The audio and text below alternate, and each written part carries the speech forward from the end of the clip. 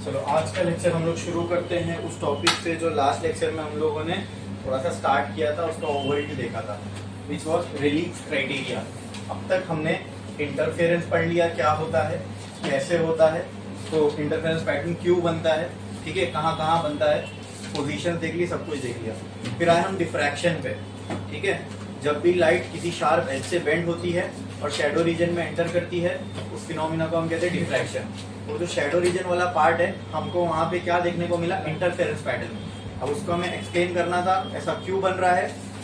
Interference pattern था तो जरूर से वहां पे दो वेव इंटरफेयर हो रही होगी, तभी वैसा पैटर्न बन रहा है। लेकिन उसके लिए जो क्राइटेरिया थी वो थोड़ा यंग्स डबल स्लिट से अलग अलग थी। पोजीशंस की जो क्राइटेरिया थी, ठीक है, सेंट्रल ब्राइट की जो विड्थ वगैरह थी, वो डबल स्लिट एक्सपेरिमेंट से थोड़े उसके मैथमेटिकल रिलेशंस अलग थे, वो भी देखा हमने। और बेसिकली हमने ये समझा कि डिफ्रैक्शन होता क्या है, ठीक है, ठीक है, ओके। अब इसी से आगे बढ़ते हुए हम लोग एक टॉपिक देखने वाले जिसका नाम है रेलिक्स क्राइटेरिया। आपने लिखा, हेडिंग लगा देना, और क्या लिखा था उसके बारे में बताओ। ये लिखा था हमने, if we want to see two object distinctly, it means two object clearly separated, then it must follow Rayleigh's criteria. अब इसका नाम है इसका रेलिक्स, और क्या है ये क्राइटेरिया। अब ये क्राइटेरिया तो किस चीज की क्राइटेरिया है, तो ये उस चीज की क्राइटेरिया है कि अगर आपको दो चीजें जो बहुत ही क्लोज हो उनको अलग अलग करके देखना है, तो उनको ये क्राइटेरिया फॉलो करनी पड़ेगी। अब आओ देखते हैं पहले ये क्राइटेरिया है क्या, ठीक है।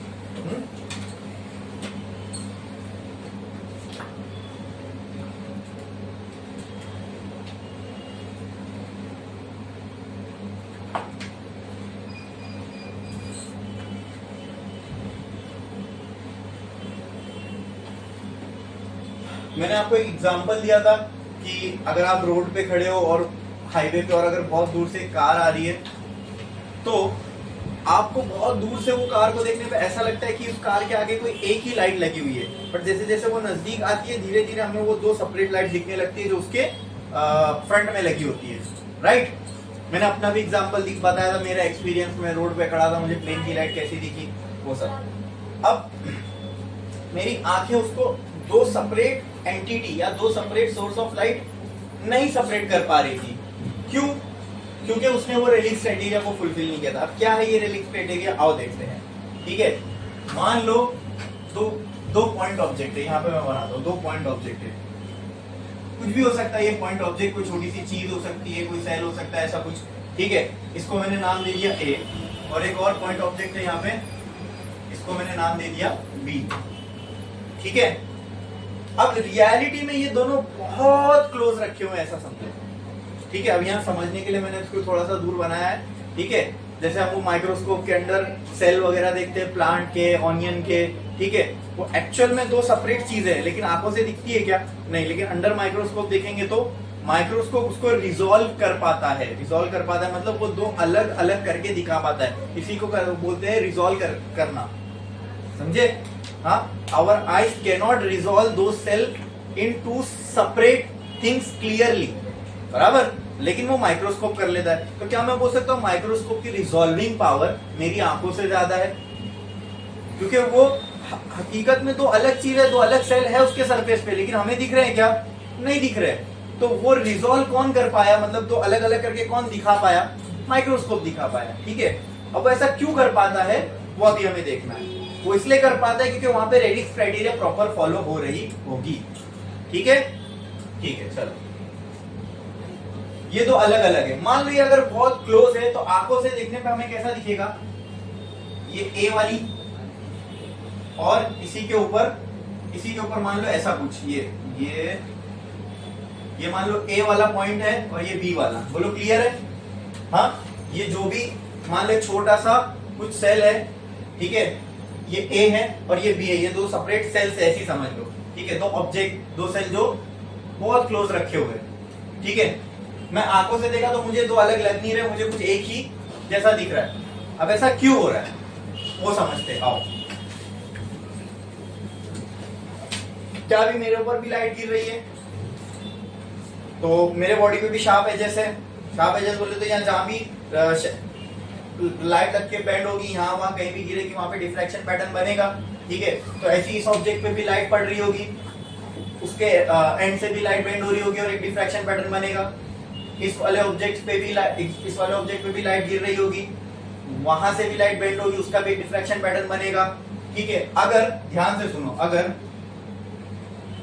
मैं ए का डिफ्रैक्शन पैटर्न बनाता हूँ, डिफ्रैक्शन पैटर्न कुछ इस तरीके से बनता है, बीच में एक सेंट्रल मैक्सिमा होगा, फिर फर्स्ट मिनिमा, फिर सेकंड मैक्सिमा, फिर सेकंड मिनिमा, फिर थर्ड मैक्सिमा, फिर ये थर्ड मिनिमा। सेम वे इधर second maxima, second minima, third maxima, third minima. बोलो इतना क्लियर? हाँ हाँ, अच्छा। ये मान लो ऑब्जेक्ट ए का डिफ्रैक्शन पैटर्न है, इतना समझ में आया? हाँ, डिफ्रैक्शन पैटर्न समझ में आता है ना? शैडो रीजन से लाइट बेंड हुई, पैटर्न बनाई, और वो जो शैडो रीजन में लाइट गिरी उसका इंटरफेरेंस पैटर्न कैसा मिला? सेंटर वाली सबसे ब्राइट, उसके बाद वाली उससे कम, उसके बाद वाली उससे कम, ऐसा। ठीक है, ये क्या है दोस्तों? Central maxima. ये क्या है दोस्तों? First minima. बराबर? बोलो क्लियर है? अब मैं सेकेंड वाला बना रहा हूं, देखो।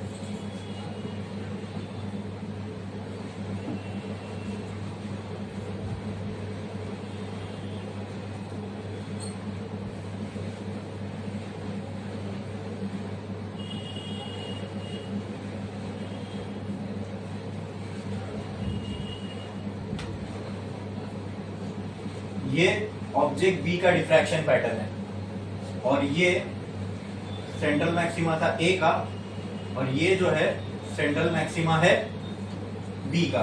बोलो क्लियर है?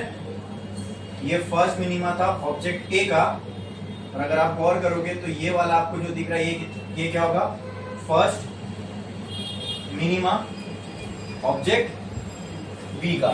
बोलो क्लियर है? इसमें किसी को कोई डाउट है? मैंने ये क्या कचरा बना दिया यहाँ पे, या क्या अंडू कर दिया? समझ में आ रहा है क्या नहीं? हाँ, ये डिफ्रैक्शन पैटर्न ऑब्जेक्ट ए का है, उस पे लाइट गिरेगी, बेंड होकर डिफ्रैक्शन पैटर्न बनाएगी, तो कुछ ऐसा ए का बनेगा। बी पे लाइट गिरेगी, बेंड होकर डिफ्रैक्शन पैटर्न बनाएगी, तो ऐसा कुछ भी बनेगा। लेकिन रियलिटी में क्या, ये दोनों बहुत क्लोज रखे हुए हैं। हाँ, ठीक है, ठीक है। तो अगर ये लोग बहुत क्लोज रखे हुए हैं, तो क्या मैं बोल सकता हूँ इसका डिफ्रैक्शन पैटर्न, इसका डिफ्रैक्शन पैटर्न एक दूसरे में फंस जाएगा, मतलब एक दूसरे में इंटरफेयर करने लगेगा कुछ इस तरीके से। समझ में आ रहा है कि नहीं आ रहा है? अरे बोलो, आ रहा है कि नहीं आ रहा है? मान लो यहाँ पे मैंने ऐसे दो होल कर दिया, एग्जांपल लो, ये मैंने एक पेपर लिया, ऐसे समझो, यहाँ पे दो होल एकदम क्लोज कर दिया, एकदम क्लोज। इसमें से भी लाइट पास किया, इसमें से भी लाइट पास किया। एक होल के सामने यहाँ एक डिफ्रैक्शन पैटर्न बनेगा, दूसरे होल के सामने यहाँ एक डिफ्रैक्शन पैटर्न बनेगा।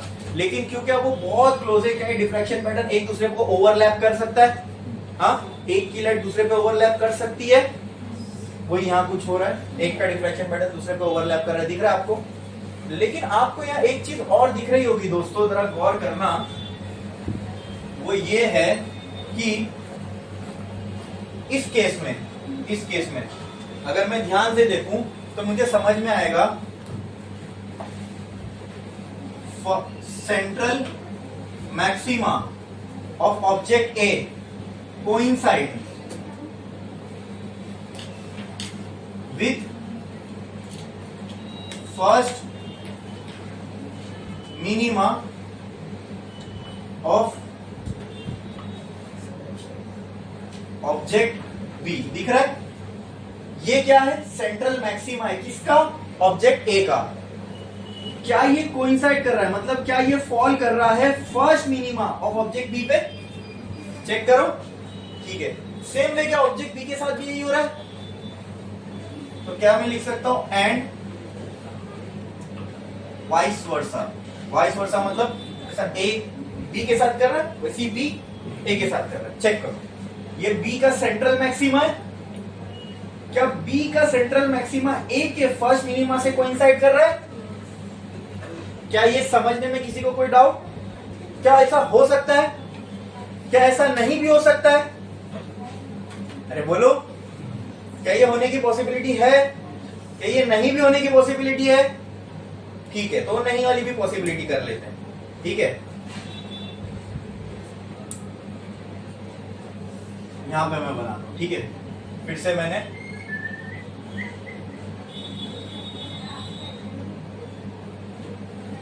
ये ए का डिफ्रैक्शन पैटर्न, ठीक है, सेम वे इस साइड,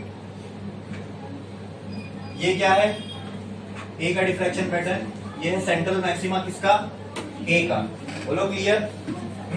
ये सेंट्रल मैक्सिमा इसमें यहाँ पे फॉल हो रहा है, दिख रहा है, हाँ दिख रहा है, ओके। और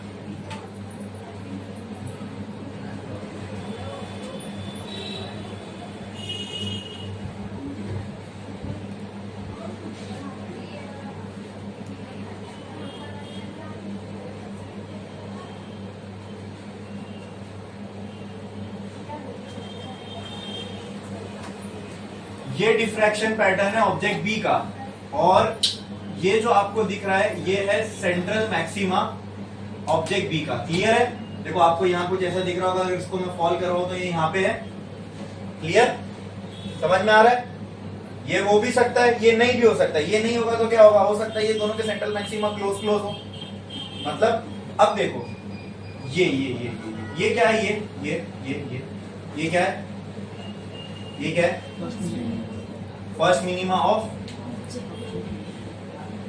मिनिमा ऑफ ऑब्जेक्ट ए, और ये क्या है, ये first minima of object B. बराबर? कोई डाउट इसके अंदर? ठीक है। यहां पे क्या central maxima of object A coincide कर रहा है first minima of object B के? क्या central maxima of object B coincide कर रहा है with first minima of object A? नहीं कर रहा है। ओके ठीक है, ये भी ध्यान रखो। ठीक है, अच्छा एक और केस में यहाँ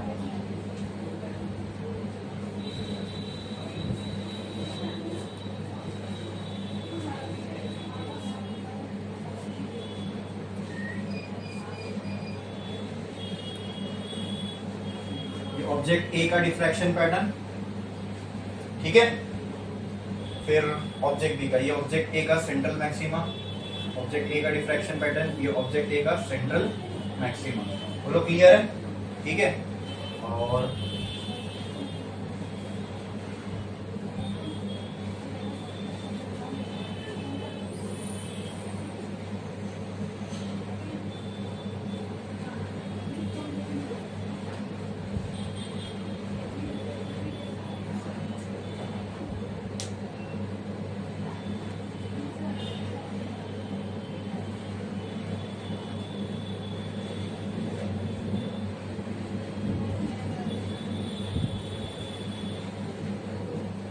ये डिफ्रैक्शन पैटर्न किसका है, ऑब्जेक्ट बी का, और ये सेंट्रल मैक्सिमा किसका है, ऑब्जेक्ट बी का। सेंट्रल मैक्सिमा ऑब्जेक्ट ए का, ये क्या है, फर्स्ट मिनिमा ऑफ ऑब्जेक्ट ए। हो गया ऑब्जेक्ट ए का फर्स्ट मिनिमा, और हाँ ये क्या है, ये क्या है, चेक करो, ये ऑब्जेक्ट ए का डिफ्रैक्शन पैटर्न था, ये उसका फर्स्ट मिनिमा, ये second minima of object A. बोलो क्लियर है? ठीक है। ये ऑब्जेक्ट बी का डिफ्रैक्शन पैटर्न है, ये क्या है, फर्स्ट मिनिमा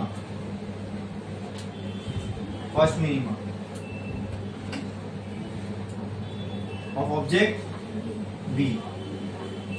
ये क्या है, ये क्या है,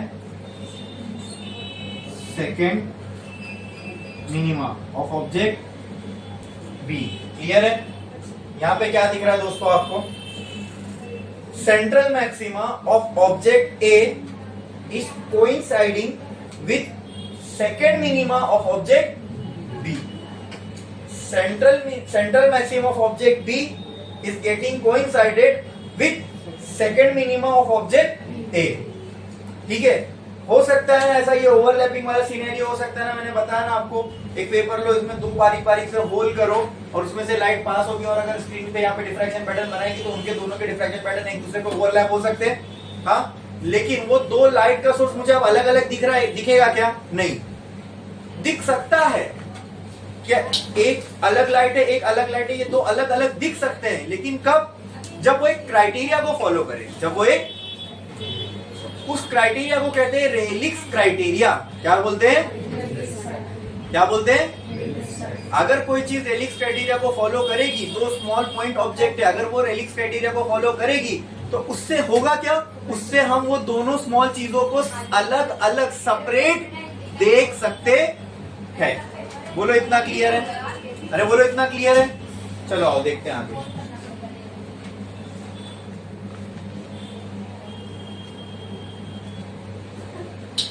एक तो ये सिनेरियो हो सकता है, एक तो ये सिनेरियो हो सकता है, और एक सिनेरियो ऐसा भी हो सकता है क्या दोस्तों, देखो ये है ऑब्जेक्ट ए और जस्ट इसके बाजू में मुझे दिख रहा है ऑब्जेक्ट बी। ऑब्जेक्ट ए, ये दिख रहा है ऑब्जेक्ट बी, ठीक है। अब इसको ऐसे ही समझो, दो पॉइंट ऑब्जेक्ट बहुत क्लोज रखे हुए हैं, आंखें उसको अलग अलग नहीं देख सकती, ठीक है। मैं चाहता हूं इसको अलग अलग देखूं, तो मैंने माइक्रोस्कोप वगैरह लगाया, उसके नीचे लाइट रखा ताकि मैं इसको जूम करके देख सकूं। लेकिन ये दोनों पॉइंट ऑब्जेक्ट अलग अलग कब दिख पाएंगे? जब ये रेलिक्स क्राइटेरिया को फुलफिल करे। अब ये रेलिक्स क्राइटेरिया है क्या? सुनो ध्यान से। There should be a minimum separation between these two object, ठीक है। इन दोनों के बीच में कम से कम कितना सेपरेशन होना चाहिए, ठीक है, इतना सेपरेशन होना चाहिए कि हम इसको अलग अलग देख पाए। तो सेपरेशन तो है, तो फिर हमारी आंखें क्यों नहीं देख पा रही? वो इसलिए नहीं देख पा रही क्योंकि ये रेलिक्स क्राइटेरिया को फॉलो नहीं कर रहा। तो रेलिक्स क्राइटेरिया क्या बोलता है, सुनो। इसके ऊपर मैंने लाइट फॉल करवाया, इसके ऊपर मैंने लाइट फॉल करवाया, इन दोनों का डिफ्रैक्शन पैटर्न बनेगा, ठीक है। अगर ध्यान से सुनना, ये दोनों को अगर मुझे अलग अलग देखना है, ठीक है, तो ये कब हो सकता है? सुनो ध्यान से। If central maxima of object A coincide with first minima of object B. If central minima of object B coincide with first minima of object A. अगर उनका डिफ्रैक्शन पैटर्न बन रहा है और ऐसा कुछ हो रहा है, ऐसा कुछ हो रहा है, तभी मैं इन दोनों ऑब्जेक्ट को अलग अलग देख सकता हूं, ठीक है। अच्छा, मतलब मिनिमम इतना सेपरेशन होना। क्या ये आपको सेपरेशन दिख रहा है? यहाँ पे देखो, इतना, ये यहां से लेके यहां तक, क्या ये सेपरेशन दिख रहा है आपको? क्या मतलब मिनिमम इन दोनों के बीच में इतना डिस्टेंस होगा तो मैं इनको सेपरेट सेपरेट देख पाऊंगा। यानी इन दोनों के सेंट्रल मैक्सिमा के बीच में अगर मिनिमम डिस्टेंस इतना है, दूसरा कि अगर पहले का सेंट्रल मैक्सिमा दूसरे के फर्स्ट मिनिमा पे और दूसरे का सेंट्रल मैक्सिमा पहले के फर्स्ट मिनिमा पे कोइंसाइड कर रहा है, तभी हम दो पॉइंट ऑब्जेक्ट को अलग अलग देख सकते हैं। मतलब हम कह सकते हैं कि we resolve two point object separately, ठीक है। रिजॉल्व मतलब हाँ, हमने सक्सेसफुली दोनों को अलग अलग करके देख लिए, ठीक है। अगर ऐसा नहीं हुआ तो क्या? तो क्या अगर इसका फर्स्ट ऑब्जेक्ट का सेंट्रल मैक्सिमा दूसरे के फर्स्ट मिनिमा से कोइंसाइड नहीं कर रहा है, तो दो क्राइटेरिया हो सकती है, या तो इसके आगे गिरेगा या तो इसके पहले गिरेगा। तो मान लेते हैं पहले का सेंट्रल मैक्सिमा दूसरे के फर्स्ट मिनिमा से पहले आ गया और दूसरे का सेंट्रल मैक्सिमा पहले के फर्स्ट मिनिमा से पहले आ गया। वो कहां दिख रहा है आपको?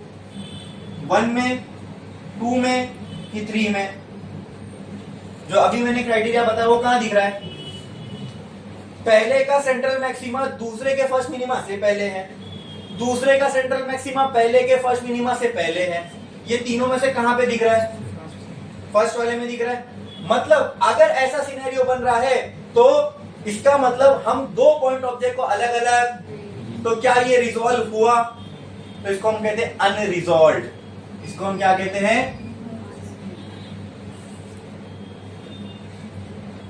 और अनरिजॉल्व्ड है ना, तो वो चीज कैसी दिखेगी मालूम? कुछ ऐसी। क्या ये दो अलग अलग दिख रहा है? ये एक ही जैसा दिख रहा है ना, लेकिन वहां पे कितने पॉइंट ऑब्जेक्ट रखे? 2। ये समझा?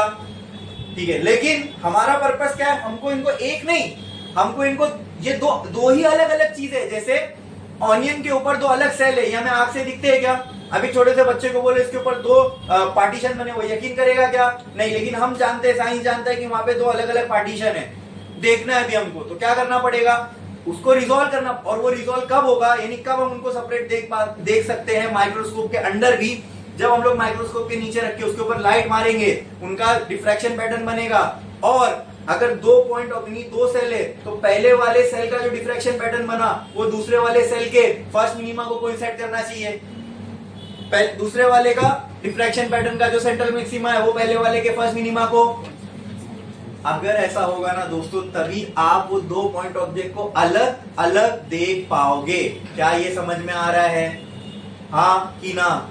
और अगर नहीं हुआ ऐसे, मतलब ये क्राइटेरिया फुलफिल नहीं हो रही, इसका सेंट्रल उसके फर्स्ट से, उसका सेंट्रल इसके फर्स्ट से नहीं हो रहा है, मतलब ये डिस्टेंस कम है, क्या ऐसा कुछ हो सकता है वो? तो ऐसे में क्या मैं वो दो पॉइंट ऑब्जेक्ट को अलग अलग देख पाऊंगा? नहीं देख पाऊंगा। आई बात समझ में? बोलो क्लियर है?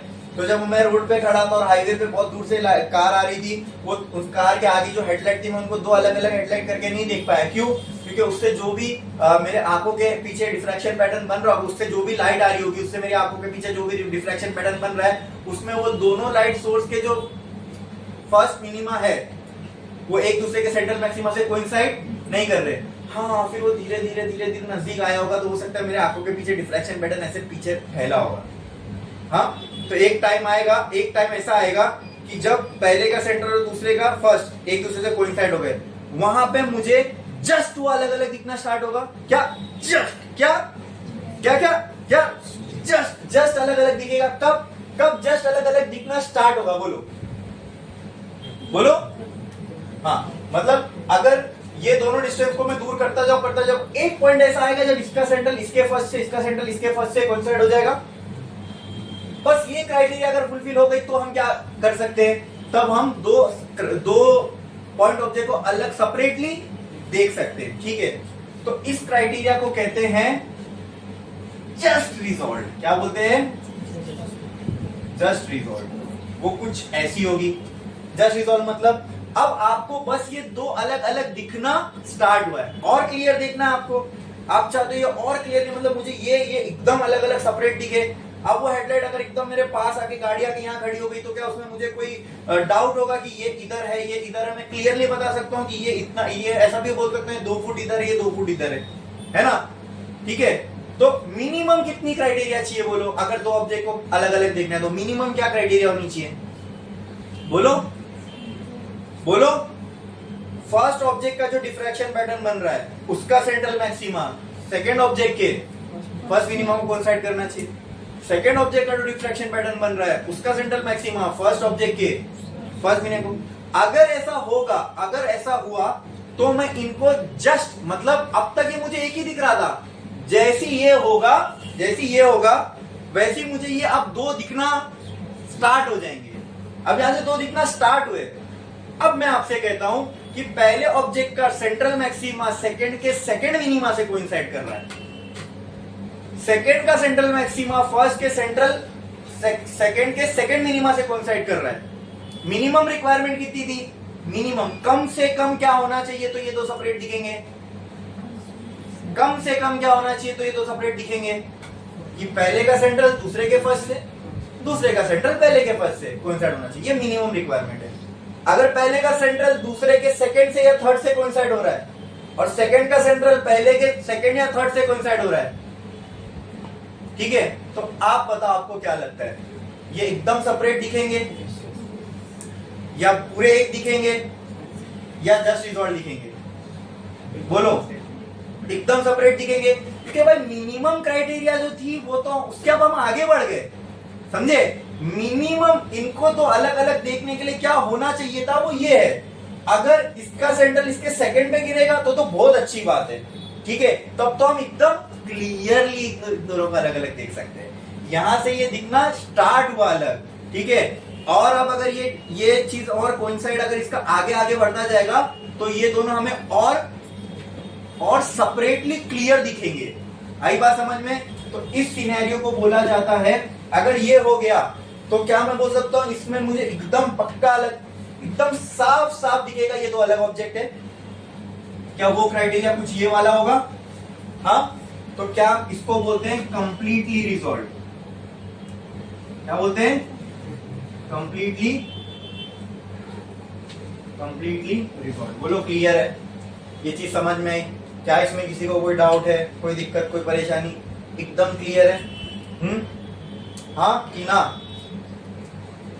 कंप्लीटली रिजॉल्व का मतलब तो एकदम सेपरेट कैसे देख पाओगे आप? जब पहले का सेंट्रल सेकंड के दूसरे तीसरे मिनिमा से कोइंसाइड हो रहा है, सेकंड का सेंट्रल पहले के दूसरे तीसरे मिनिमा से कोइंसाइड हो रहा है, अब तो पक्का ये दोनों अलग दिखेंगे। दो पॉइंट ऑब्जेक्ट जो क्लोजली रखे वो पक्का दो अलग अलग दिखेंगे। आई बात समझ में? क्योंकि मिनिमम क्राइटेरिया क्या थी कि पहले का सेंट्रल दूसरे के फर्स्ट से, दूसरे का सेंट्रल पहले के फर्स्ट से, इतना कोइंसाइड। अगर ये हुआ तो ये हमें बस दो दिखना स्टार्ट होंगे। अब इससे ज्यादा हो गया बहुत अच्छी बात है, ये मिनिमम रिक्वायर, मिनिमम। इससे ज्यादा होगा तो चलेगा, इससे कम होगा तो कम से कम इतना चाहिए। कम से कम का मतलब समझते हो ना? इससे कम सेपरेशन नहीं चलेगा, इससे ज्यादा हो तो बहुत अच्छी बात है। मिनिमम, समझे? तो क्या ये इस केस में क्या ये है वो मिनिमम सेपरेशन? हाँ, क्या ये एक लिमिट है? लिमिट। अच्छा, ये सेपरेशन जब इतना था तो क्या हमारी आंखें या फिर माइक्रोस्कोप ने इन दो ऑब्जेक्ट को अलग अलग रिजॉल्व कर पाया? हाँ, क्या आपको ऐसा नहीं लग रहा है कि लिमिट है, इस लिमिट के अंदर चले गए तो रिजॉल्व नहीं होगा? इतनी कम से कम लिमिट होना चाहिए, सेपरेशन की लिमिट कम से कम इतनी होना चाहिए, इससे कम नहीं चलेगा। बोलो क्लियर है? अच्छा, अगर इतनी लिमिट, अगर इतना सेपरेशन है तो क्या हम दो पॉइंट ऑब्जेक्ट को अलग अलग देख सकते हैं?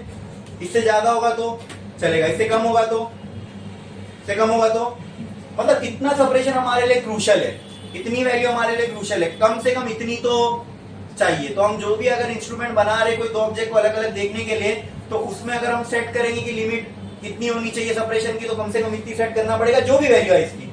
ठीक है? इससे कम, इससे ज्यादा। अरे भाई, इससे कम इससे ज्यादा जानने के लिए वो एग्जैक्ट वैल्यू तो मालूम होनी चाहिए। आपको जो सर किससे कम किससे ज्यादा, तो मुझे आपको एक नंबर बताना पड़ेगा। मान लो इसका जो सेपरेशन है लेट से 10 सेंटीमीटर, तो मैं बोलूंगा 10 से कम नहीं चलेगा, 10 से ज्यादा, तो मैंने आपको एक नंबर दिया ना 10, तो ये सेपरेशन पे, ये सेपरेशन से कम सेपरेशन नहीं चलेगा, मतलब इसकी एक लिमिट है, इसके कम होने की एक लिमिट है, इससे कम लिमिट, इससे कम होगा तो नहीं चलेगा। अच्छा, इतनी लिमिट तक अगर सेपरेशन रहा तो क्या ये रिजॉल्व होगा? रिजॉल्व होगा मतलब दो ऑब्जेक्ट को अलग अलग दिखा पाएगा। ठीक है? इसलिए इस सेपरेशन को हम लिमिट ऑफ रेजोल्यूशन कहते हैं। ये दो ऑब्जेक्ट को रिजॉल्व करने की कम से कम लिमिट है, इससे कम नहीं चलेगी। तो एक लिमिट लगा दी ना हमने कि इससे कम नहीं चलेगा, इतनी लिमिट तक बर्दाश्त है। ठीक है? अगर सेकंड का सेंट्रल मैक्सिमा दूसरे के फर्स्ट मिनिमा तक आ रहा है चल जाएगा, उससे अंदर गया तो नहीं चल जाएगा, तो फिर हमें ऐसा कुछ एक ही पॉइंट ऑब्जेक्ट जैसे दिखेंगे दोनों। ठीक है? अगर हमें दोनों को अलग अलग सेपरेट, तो कम से कम उसकी लिमिट क्या है?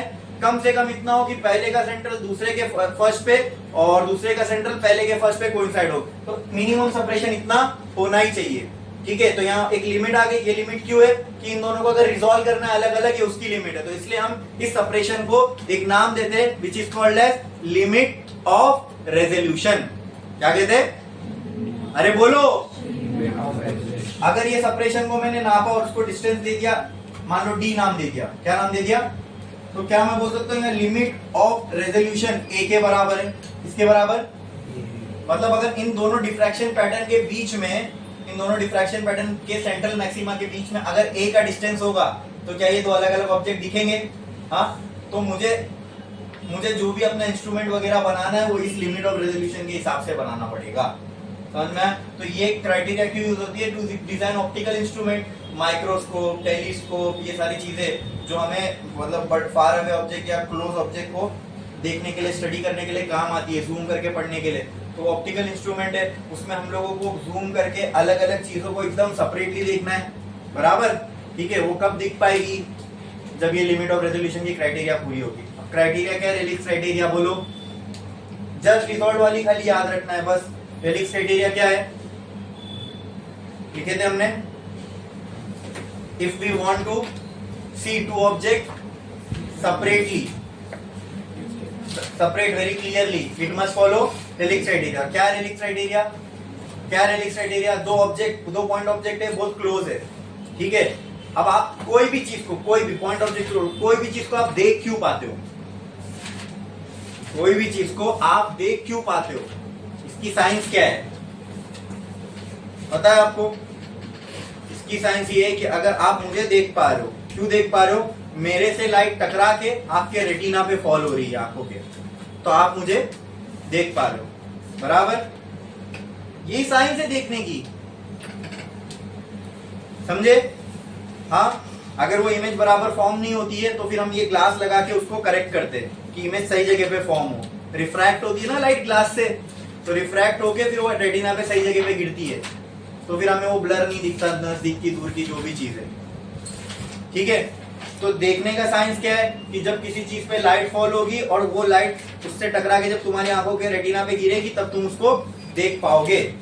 बोलो क्लियर? ठीक है, तो अब वो छोटी सी चीज हो या बड़ी सी चीज हो, अगर किसी चीज को तुम देख पा रहे हो तो सिंपल सी बात है, इसलिए देख पा रहे कि उससे लाइट टकरा के आपके आंखों तक आ रही है। ठीक है, अब ये दो छोटे छोटे पॉइंट ऑब्जेक्ट है, ये मुझे आंखों से दिख तो रहे लेकिन दो सेपरेट नहीं दिख रहे। एक्चुअल में ये दो सेपरेट है हम जानते हैं, लेकिन दिख नहीं रहे। इसको देखना है तो क्या करेंगे? क्या करेंगे? तो हमें अपने लिमिट ऑफ रेजोल्यूशन को बढ़ाना पड़ेगा। तो हम इसके आगे कुछ ग्लास वगैरह रख सकते हैं, ठीक है, जो क्या करे, इनके डिफ्रैक्शन पैटर्न को थोड़ा दूर दूर कर दे, और वो दूर दूर करके अब वहां से जो लाइट बनेगी वो हमारी आंखों पे गिरेगी। अब इनसे जो भी लाइट फॉल हो रही है हमारी आंखों पे, और उससे अगर हमारी आंखों के पीछे डिफ्रैक्शन पैटर्न बन रहा है, तो हमारी आंखें इनको दो सेपरेट कब देख पाएगी? जब हमारी आंखों के अंदर जो डिफ्रैक्शन पैटर्न बन रहा है उसमें पहले ऑब्जेक्ट का फर्स्ट दूसरे के सेंट्रल से और दूसरे का फर्स्ट मिनिमा पहले के सेंट्रल से कोइंसाइड हो, तभी हमारी आंखें इन दोनों को अलग अलग देख पाएगी। बोलो क्लियर? अरे बोलो क्लियर? समझ में आया? दिखेगा तो ये हमें माइक्रोस्कोप के अंदर भी हमें दिखेगा, लेकिन अगर दो अलग अलग इसको देखना है तो कौन सी क्राइटेरिया को फुलफिल करना चाहिए? Relics criteria. रेलिक्स क्राइटेरिया क्या बोलता है? अगर इस पे लाइट गिर रही है, ठीक है, तुम्हारी आंखों तक पहुंच रही है, लेकिन फिर भी तुम इसको अलग अलग देख नहीं पा रहे हो। क्यों नहीं देख पा रहे हो? कि इस पे जो लाइट गिर के तुम्हारी आंखों के पीछे जो डिफ्रैक्शन पैटर्न बना रही है, ठीक है, तो इन दो ऑब्जेक्ट के डिफ्रैक्शन पैटर्न का डिस्टेंस कम है, लिमिट ऑफ रेजोल्यूशन के बराबर नहीं है। लिमिट ऑफ रेजोल्यूशन कब अचीव होगी? लिमिट ऑफ रेजोल्यूशन कब अचीव होगी? जब पहले का सेंट्रल दूसरे के फर्स्ट से, दूसरे का सेंट्रल, तो ये जो सेपरेशन होगा इसको हम क्या कहते हैं? इससे ज्यादा चलेगा कि दौड़ेगा? चलेगा कि दौड़ेगा?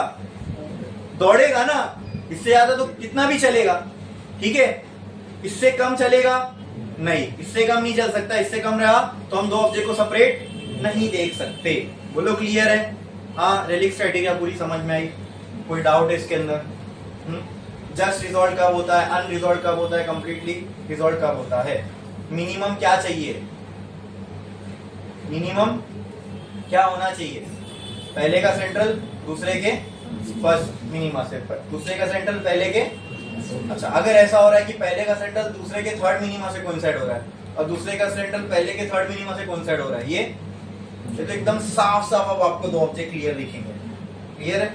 समझ में आया? तो उसको क्या कहेंगे? Completely resolve. ठीक है, वो मिनिमम सेपरेशन जो रिक्वायर्ड है दो ऑब्जेक्ट को जस्ट अलग अलग देखने के लिए, that minimum separation is called as that minimum separation is called as, ये मिनिमम सेपरेशन का क्या नाम है? बोलो। Limit of resolution. क्लियर? यहां तक सबको सब चीज समझ में आई? कोई भी डाउट है? अगर है तो पूछो। समझा? लिखो relics criteria.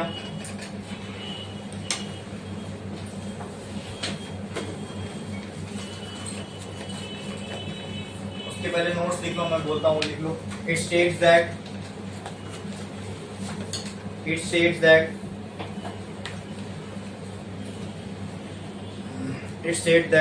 in order to see two point objects which are very close to each other, in order to see 2 point objects which are very close to each other separately,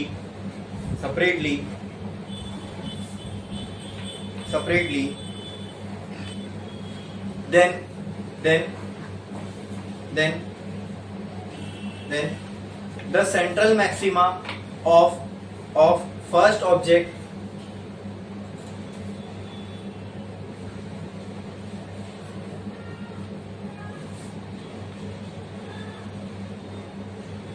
should coincide with first minima of second object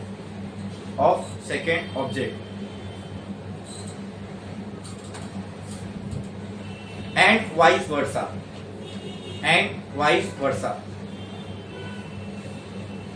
एक line छोड़ो, फिर एक और point लिखो. if this happens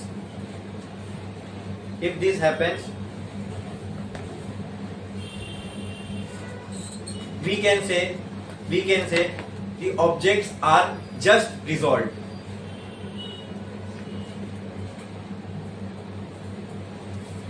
The objects are just resolved.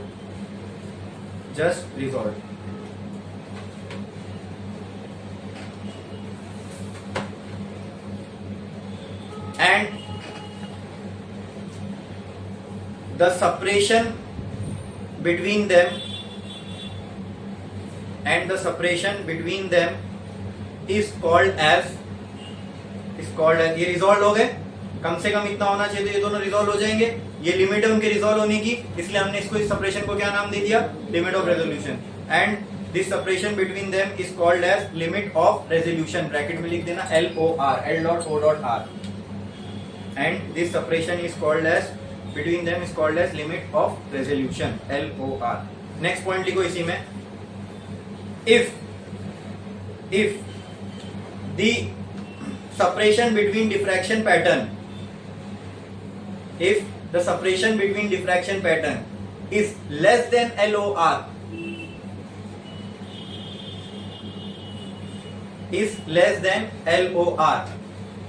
तो क्या होगा? Then we cannot see two objects separately. And we cannot see two objects separately.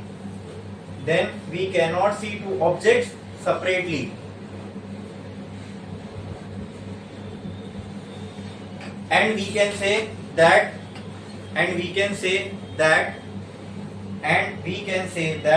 the objects are unresolved.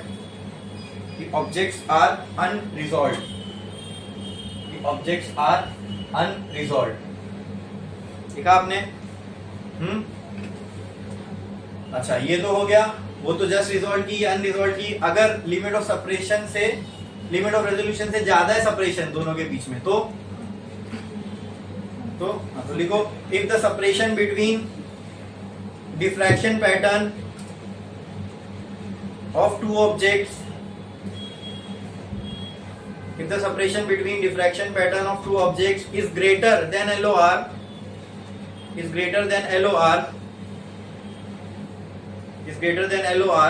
then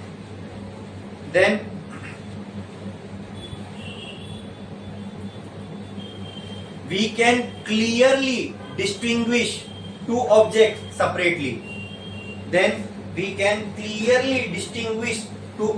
separately.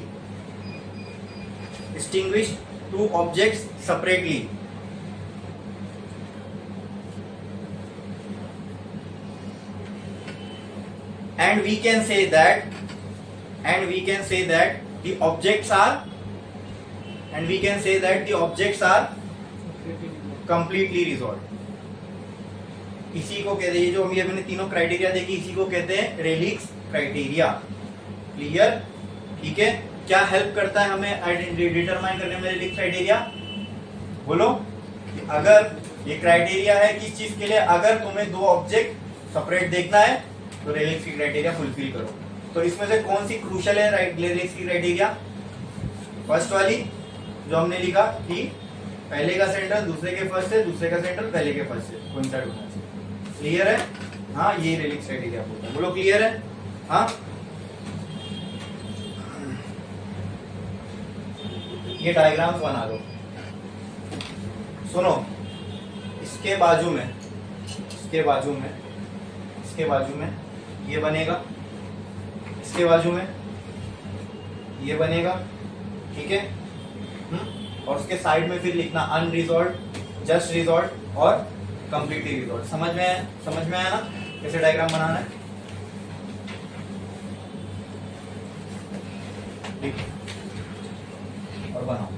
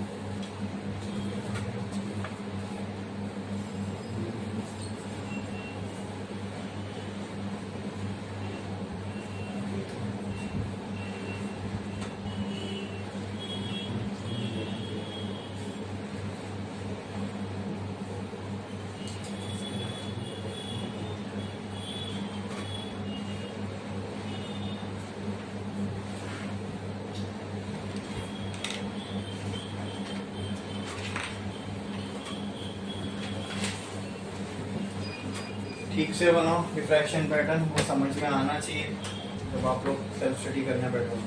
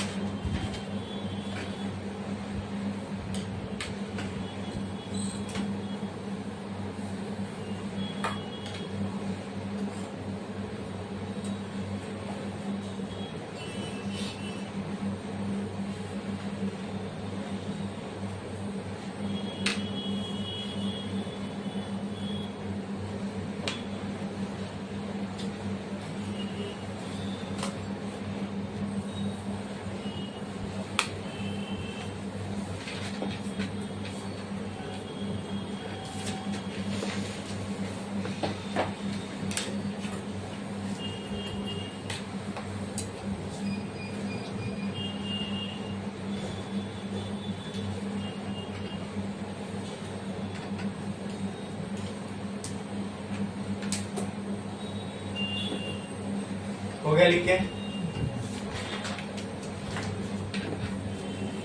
कितने लोगों का बाकी है?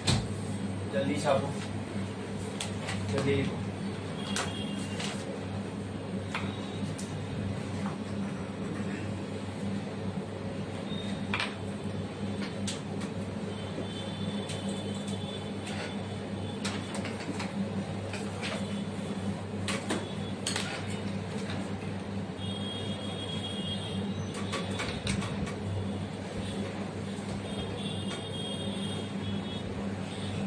चलो इस पर थोड़ा सा डिस्कस करते हैं। मान लो हमें दो ऑब्जेक्ट को अलग अलग देखना है क्लियरली, ठीक है? उसके दो तरीके, तो उसका क्या करना पड़ेगा, ये दोनों के डिफ्रैक्शन पैटर्न का ये सिनेरियो एस्टैब्लिश करना पड़ेगा, बराबर? ठीक है। अगर ये दोनों हमें अलग अलग नहीं दिख रहे हैं, इसका मतलब ये पक्की बात है कि इन दोनों का जो सेंट्रल मैक्सिमा है एक दूसरे के फर्स्ट मिनिमा के अंदर अंदर है, राइट? अरे राइट, ठीक है। अब मैं चाहता हूँ ये दोनों मुझे अलग दिखे, तो उससे कैसे हो सकता है वो? या तो वो ऑब्जेक्ट को अपने क्लोज लेके आओ, जैसे जैसे आप ऑब्जेक्ट को अपने क्लोज लेके आते रहोगे वैसे वैसे इनके ये दोनों ऑब्जेक्ट के बीच के डिफ्रैक्शन पैटर्न में जो डिस्टेंस है वो बढ़ता रहेगा। आप अलग अलग क्यों नहीं देख पा रहे हो? सिंपल सी बात है, क्राइटेरिया से खुद समझ में आ रहा है ना। अगर आप दो पॉइंट ऑब्जेक्ट को सेपरेटली नहीं देख पा रहे हो, क्यों नहीं देख पा रहे हो? तो उनकी लिमिट ऑफ रेजोल्यूशन के अंदर होगा वो, मतलब इसका सेंट्रल इसके फर्स्ट के अंदर है और इसका सेंट्रल दूसरे वाले के फर्स्ट के अंदर है। अगर इनके सेंट्रल मैक्सिमा के बीच का सेपरेशन बढ़ता जाएगा तो एक टाइम ऐसा आएगा दोनों एक दूसरे के फर्स्ट को कोइंसाइड करेंगे। ये करने के लिए मैं कर क्या सकता हूं? दो ऑप्शन है मेरे पास, या तो मैं ऑब्जेक्ट को अपने क्लोज लेके आता जाऊं, ठीक है? जैसे जैसे मैं ऑब्जेक्ट को अपने क्लोज लेके आता जाऊंगा वैसे वैसे क्या होगा, जो डिफ्रैक्शन पैटर्न है उनके सेंट्रल मैक्सिमा का डिस्टेंस बढ़ता रहेगा। एक टाइम आएगा ये दोनों फर्स्ट मिनिमा कोइंसाइड हो जाएंगे, तब ये मुझे दो अलग दिखना स्टार्ट होगी। उसके आगे और बढ़ाऊंगा तो बोलो, अरे बोलो, अरे बोला करो यार, तुम लोग बोलते नहीं हो ना, तो मेरे को फिर समझ में नहीं आता तुमको समझ में आ रहा है कि नहीं आ रहा है। पागल जैसे बैठे रहते हो, पागल हो क्या? अक्ल नहीं है तुम लोगों को, समझ में नहीं आता है। अगर जवाब नहीं दोगे तो मुझे समझ में ही नहीं आएगा तुमको समझ में लिटरली आ रहा है कि नहीं आ रहा है।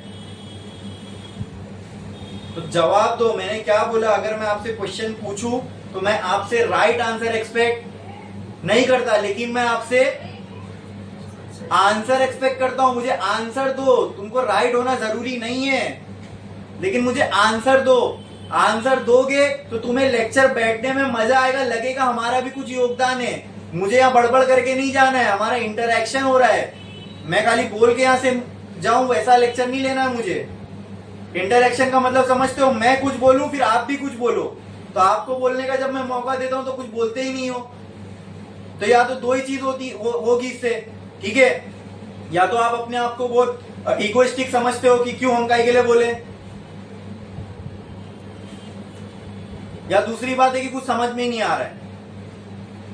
इतना तुम लोग को सपोर्ट करने के बाद, इतना मतलब क्लियरली बताने के बाद कि उसका फायदा भी क्या होगा, कि अगर आपने कुछ गलती की, अगर आपसे मैंने कुछ पूछा, आपने उसका आंसर दिया गलत, ज्यादा से ज्यादा क्या हो सकता है? गलत हो सकता है वो आंसर।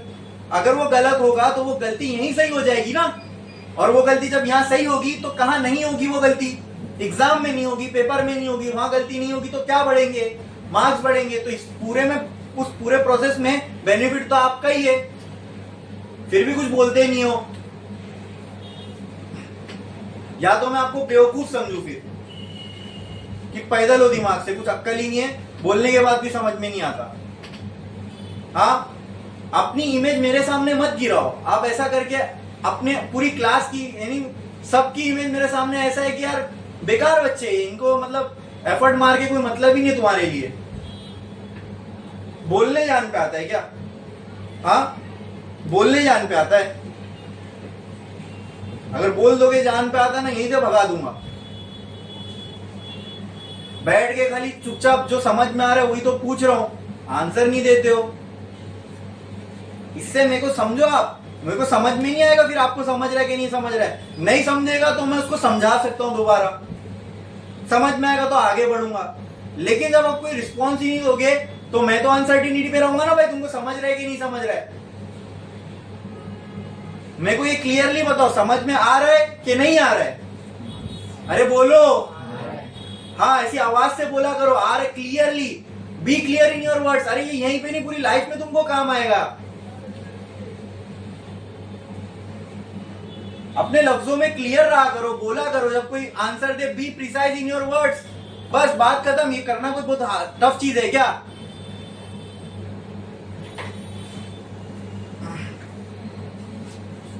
वरना मेरे लिए ज्यादा आसान है, आऊंगा मैं, मेरा काम करूंगा, चुपचाप sir sir sir sir sir पढ़ाऊंगा, क्योंकि रिस्पॉन्स तो मिलता नहीं है।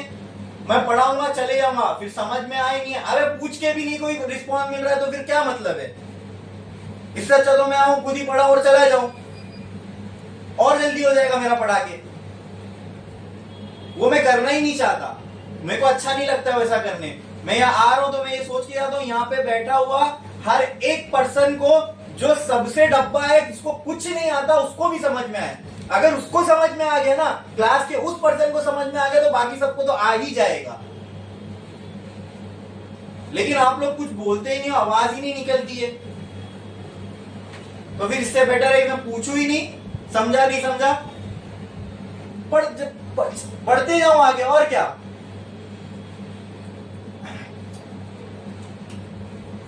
मजबूर करोगे तो फिर वही करना पड़ेगा मेरे को। ये समझ में आया? कोई डाउट है इसके अंदर? कुछ भी एकदम क्लियर है? रेलिक्स क्राइटेरिया क्या है, दो ऑब्जेक्ट को सेपरेट देखने के लिए क्या होना जरूरी है, एकदम क्लियर हो गया।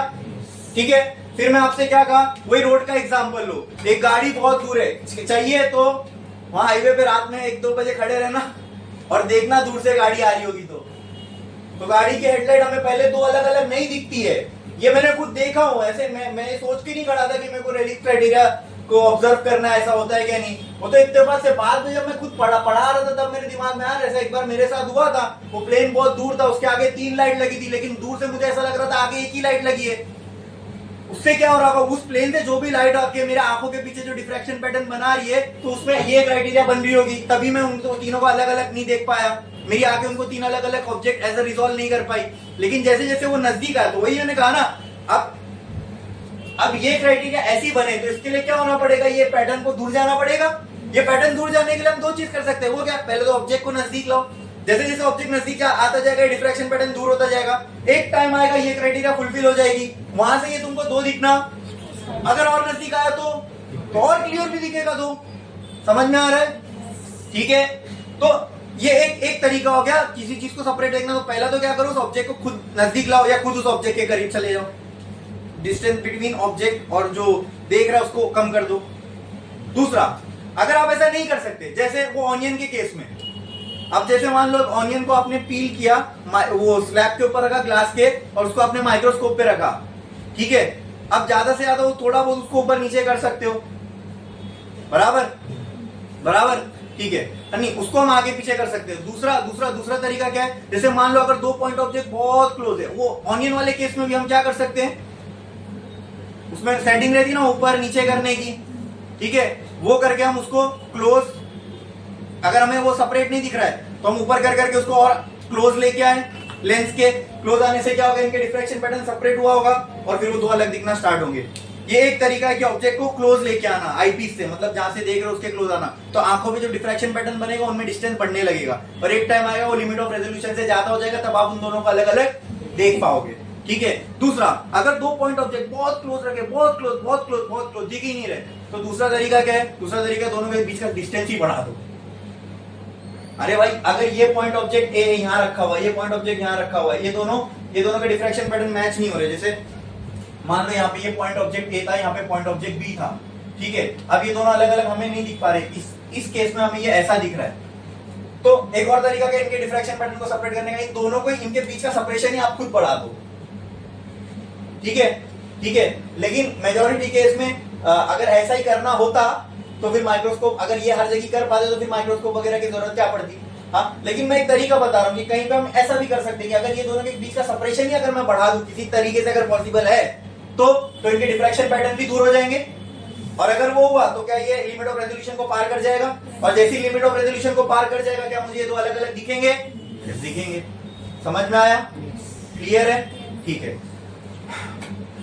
तो ऐसी चीजें कहां पे काम आती है? मतलब ये दो पॉइंट ऑब्जेक्ट को अलग अलग देखना, ये चीजें कहां काम आ सकती है बताओ मुझे? जब हमें बहुत ही माइक्रोस्कोपिक ऑब्जेक्ट्स को स्टडी करना हो, जैसे बॉडी के सेल हो गए, बैक्टीरिया हो गए, कुछ फंगस वगैरह हो गया, है ना, वो बहुत बारीक होते हैं, दिखते नहीं, उनको स्टडी करना है, तो उसके लिए हम लोगों को, अब वो इतने छोटे, लाइट तो उनपे भी गिर रही है लेकिन आंखों से दिख नहीं रहे, ठीक है, तो कब दिखेंगे? जब आंखों के पीछे उनका डिफ्रैक्शन पैटर्न प्रॉपर बनेगा। बोलो क्लियर है? अब वो करने के लिए हमें क्या करना पड़ेगा? उसको बहुत क्लोज लाना पड़ेगा। वो क्लोज लाने के लिए हमने क्या किया? एक डिवाइस बनाया जिसका नाम है माइक्रोस्कोप। वो माइक्रोस्कोप में लेंस वगैरह लगे रहते हैं। वो क्या करता है? वो उसकी इमेज इस तरीके से बनाएगा, मतलब वो इतना क्लोज कर देगा कि हमारे आंखों पे उसका डिफ्रैक्शन पैटर्न कुछ इस तरीके का बने। बोलो क्लियर? हाँ, तो आप मुझे बताओ, जो बहुत करीब करीब अगर कोई ऑब्जेक्ट दो रखे हुए हैं, इनको सेपरेटली देखना है, तो इनके लिए हम एक इंस्ट्रूमेंट यूज करते हैं, उसका नाम क्या है? क्या नाम है? अच्छा, माइक्रोस्कोप नाम है, ठीक है। अगर माइक्रोस्कोप ये दो पॉइंट ऑब्जेक्ट को रिजॉल्व कर पाया मतलब दो अलग अलग करके दिखा पाया, तो क्या ये अच्छा माइक्रोस्कोप माना जाएगा? और अगर नहीं दिखा पाया तो नहीं अच्छा माना जाएगा? तो कहना ऐसे, माइक्रोस्कोप की रिजॉल्विंग पावर अच्छी होनी चाहिए। तो क्या, तो जैसे अगर मैं बाइक लेने जाऊं तो आप उसका एक क्राइटेरिया देखोगे, एवरेज कितना है। कार लेने जाओ तो उसके लिए देखोगे एवरेज कितना है। घर लेने जाओ तो एक क्राइटेरिया देखोगे भाई कितने स्क्वायर फुट का है। एसी लेने जाओगे तो एक क्राइटेरिया देखोगे एक टन कितने का है। उसी तरह मैंने आपको भेजा, बोला जाओ वो उसके बनिए की दुकान से माइक्रोस्कोप लेके आओ, तो आप क्या कौन से क्राइटेरिया पे माइक्रोस्कोप दुकान से उठा के लाओगे? रिजॉल्विंग पावर की, समझे? तो रिजॉल्विंग पावर क्यों पढ़ रहे हैं हम लोग? हाँ, अरे भाई ये आसपास की दुनिया को समझना है ना, तो मोटी मोटी चीजें तो दिख जाती है, फिर उसके बाद जो नहीं दिखती वो, तो उनके लिए क्या क्या बनाया हमने? हाँ, तो अगर उसकी, तो अच्छा माइक्रोस्कोप क्या होगा जिसकी रिजॉल्विंग पावर कम होगी, ज्यादा हो? ज्यादा हो। रिजॉल्विंग पावर, अच्छा, अब समझो, ये थोड़ा सा पेचीदा समझने के लिए। जो माइक्रोस्कोप जितने कम डिस्टेंस को रिजॉल्व कर पाएगा वो उतना अच्छा होगा कि बुरा होगा? अच्छा होगा। मतलब जिसका लिमिट ऑफ रेजोल्यूशन कम है फिर भी माइक्रोस्कोप इसको सेपरेट दिखा पा रहा है, तो इसकी रिजॉल्विंग पावर अच्छी मानी जाएगी कि खराब? ठीक है। अच्छा एग्जांपल, कोई दो पॉइंट समझने के लिए, दो पॉइंट ऑब्जेक्ट है, उनका लिमिट ऑफ रेजोल्यूशन इतना है, मतलब इतना सेपरेशन होगा तो ये दिख पाएंगे, ठीक है। तो एक माइक्रोस्कोप है वो इसको दिखा पा रहा है अलग। अब कोई और ऑब्जेक्ट है जो बहुत छोटे है, जितना ऑब्जेक्ट छोटा होता जाएगा उसको देखना उतना डिफिकल्ट, मतलब मान लो उसका फिर लिमिट ऑफ रेजोल्यूशन और कम हो गया, ऐसा समझ लो, है ना। अब इसका लिमिट ऑफ रेजोल्यूशन कम है, जो मेरा पहला वाला माइक्रोस्कोप था उसकी लिमिट इतनी थी, इतना जिसके बीच में इतना सेपरेशन होगा वो उसको सेपरेट दिखा सकता है। अब कोई जो पॉइंट ऑब्जेक्ट कुछ ऐसे जो इतने क्लोज है, मतलब बहुत छोटे है, तो उनका डिफ्रैक्शन पैटर्न इतना क्लोज बन रहा है, लिमिट ऑफ सेपरेशन इतना क्लोज है। अब पहला वाला माइक्रोस्कोप यहाँ पे फेल हो गया, हाँ फेल हो गया, ये इनको सेपरेट करके नहीं दिखा सकता। अब हमें और पावरफुल माइक्रोस्कोप चाहिए, ठीक है। इसलिए भाई माइक्रोस्कोप में भी अलग अलग टाइप आती है, एक तो आपकी लैब में होता है, ठीक है, एक होता है इलेक्ट्रॉन माइक्रोस्कोप, एक्सरे माइक्रोस्कोप, समझ में आया? वो सब पावरफुल माइक्रोस्कोप होते हैं। क्यों? क्योंकि जहां ये माइक्रोस्कोप फेल हो गया वहां पे कोई और माइक्रोस्कोप हो सकता है, और उसको, तो आप मुझे बताओ, लिमिट ऑफ रेजोल्यूशन जितना कम होगा, ठीक है, और फिर भी अगर माइक्रोस्कोप उसको रिजॉल्व कर पा रहा है तो उसको अच्छा माइक्रोस्कोप मानेंगे? अच्छा, लिमिट ऑफ रेजोल्यूशन कम और फिर भी माइक्रोस्कोप रिजॉल्व कर पा रहा है, तो इसकी रिजॉल्विंग पावर अच्छी मानी जाएगी, बुरी? अब मैं दो माइक्रोस्कोप का आपके सामने एग्जांपल लेता हूं। पहला माइक्रोस्कोप था जो इतना लिमिट ऑफ रेजोल्यूशन को रिजॉल्व कर सकता है, मतलब दो पॉइंट ऑब्जेक्ट है वो क्लोज तो है लेकिन उनका लिमिट ऑफ रेजोल्यूशन इतना है। तो मैंने एक माइक्रोस्कोप लाया दुकान से, वो ऑब्जेक्ट को देखा, मुझे सेपरेट दिख गए। अब कोई और दो ऑब्जेक्ट थे जो उससे भी बहुत छोटे, 10 गुना छोटे, अब उनके लिमिट ऑफ रेजोल्यूशन और कम हो चुका होगा। अब ये माइक्रोस्कोप वहां फेल हो गया, ठीक है, ठीक है, ठीक है। तो पहले केस में सुनो, पहले केस में मान लो लिमिट ऑफ रेजोल्यूशन इतना था, ये था मेरा लिमिट ऑफ रेजोल्यूशन, ठीक है। इसकी रिजॉल्विंग पावर को मैंने कह दिया R1। दूसरे केस में लिमिट ऑफ रेजोल्यूशन क्या हो गया? कम। क्या हो गया? कम। अब मैंने ये माइक्रोस्कोप हटाया, कोई दूसरा माइक्रोस्कोप लाया, अब वो इसको भी रिजॉल्व करके दे पा रहा है, तो उसकी रिजॉल्विंग पावर इससे अच्छी होगी कि खराब होगी? और ज्यादा भी होगी, तो उसको मैं बोल दिया हूं RP2, second microscope resolving power को मैंने कह दिया RP2। अब देखो जरा लिमिट ऑफ रेजोल्यूशन जितना कम हो रहा है, किसका रिजॉल्विंग पावर ज्यादा है, 1 वाले का कि 2 वाले का? किसका ज्यादा है? मतलब RP1 is smaller than RP2, ठीक है। तो resolving power, limit of resolution कम हुआ तो रिजॉल्विंग पावर बढ़ेगी। ये एक माइक्रोस्कोप की बात नहीं कर रहा हूं, मैंने कंपेयर करके बताया। जो माइक्रोस्कोप एक हद तक लिमिट ऑफ रेजोल्यूशन के आगे नहीं बढ़ सकता तो उस माइक्रोस्कोप को हटाओ, अब दूसरा माइक्रोस्कोप लाना पड़ेगा, ठीक है। लेकिन आपको ये समझ में आ रहा है लिमिट ऑफ रेजोल्यूशन कम है, फिर भी कोई माइक्रोस्कोप अगर उसको रिजॉल्व करके बता पा रहा है, मतलब उसकी रिजॉल्विंग पावर पहले वाले माइक्रोस्कोप से ज्यादा होगी। मतलब अगर रिजॉल्विंग लिमिट ऑफ रेजोल्यूशन कम हो रहा है तो आपको रिजॉल्विंग पावर ज्यादा चाहिए, ज्यादा चाहिए, मतलब उससे पावरफुल कोई माइक्रोस्कोप चाहिए। तो ये रिलेशन समझ में आ, लिमिट ऑफ रेजोल्यूशन अगर कम है तो रिजॉल्विंग पावर आपको माइक्रोस्कोप की, क्या ये बात सेंस भी बन रही है? जितना क्लोज होगा ऑब्जेक्ट उतना रिजॉल्विंग पावर माइक्रोस्कोप की हमको, तभी तो माइक्रोस्कोप रिजॉल्व कर पाएगा, राइट। तो कहना ऐसे resolving power is reciprocal of limit of resolution. हाँ, लिमिट ऑफ रेजोल्यूशन जितना कम होगा रिजॉल्विंग पावर माइक्रोस्कोप की उतनी ज्यादा, मैं ये नहीं बोल रहा हूं होगी। हाँ, ऐसा रिलेशन जब हम लिखते हैं तो अक्सर हम ये कहते हैं लिमिट ऑफ रेजोल्यूशन कम होगा रिजॉल्विंग पावर बढ़ जाएगी, ऐसा नहीं बोल रहा हूं मैं, होनी चाहिए, यस। अगर लिमिट ऑफ रेजोल्यूशन कम है, मतलब सेपरेशन इन दोनों के बीच का बहुत कम है, तो माइक्रोस्कोप ऐसा लेना पड़ेगा जिसकी रिजॉल्विंग पावर बहुत ज्यादा हो, ये है इसका मतलब। क्लियर? इसी से हम रिजॉल्विंग पावर को डिफाइन कर सकते हैं, ठीक है। रिजॉल्विंग पावर समझ में आई? अच्छा, तो ऐसे कौन सा इंस्ट्रूमेंट है जो बहुत क्लोज रखे हुए ऑब्जेक्ट को हमें सेपरेट करके दिखा सकता है? माइक्रोस्कोप, ठीक है। तो माइक्रोस्कोप की इसी पावर को सेपरेट करके दिखाने की हम कहते हैं रिजॉल्विंग पावर। ये किसी माइक्रोस्कोप के लिए जितनी ज्यादा होगी उतनी अच्छा है कि जितनी कम होगी उतना अच्छा है? जितनी ज्यादा होगी उतना अच्छा है। जितनी रिजॉल्विंग पावर ज्यादा होगी उतने क्लोज रखे हुए ऑब्जेक्ट को वो तुमको अलग अलग करके दिखा पाएगा। बोलो क्लियर है? समझ में आया? ठीक है, तो ये रेलिक स्टडी क्या हो गई पूरी, ठीक है। अब हम रिजॉल्विंग पावर देखने वाले माइक्रोस्कोप की, तो एक लाइन छोड़ो, स्टार डालो, हेडिंग लगाओ, resolving power of microscope. Resolving power of microscope. एक काम करो, इसको कट करो, रिजॉल्विंग पावर ऑफ माइक्रोस्कोप मत लिखो, सिर्फ रिजॉल्विंग पावर लिखो। पहले उनको डिफाइन कर लेते हैं, फिर resolving power of microscope. Resolving power ये होती क्या, पहले वो देखते हैं। Resolving power, the ability of an optical instrument. हमारी आंखें भी एक ऑप्टिकल इंस्ट्रूमेंट ही है, ऑप्टिक्स पे ही पूरा काम करती है, इसीलिए चश्मे की दुकान को क्या कहते हैं? ऑप्टिक्स, है ना?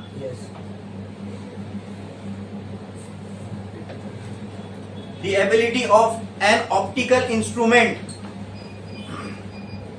to show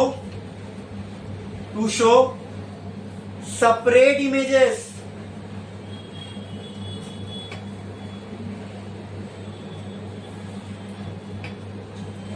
of objects, separate images of objects clearly if they are kept very close, if they are kept very close, if they are kept very close to each other, if they are kept very close to each other,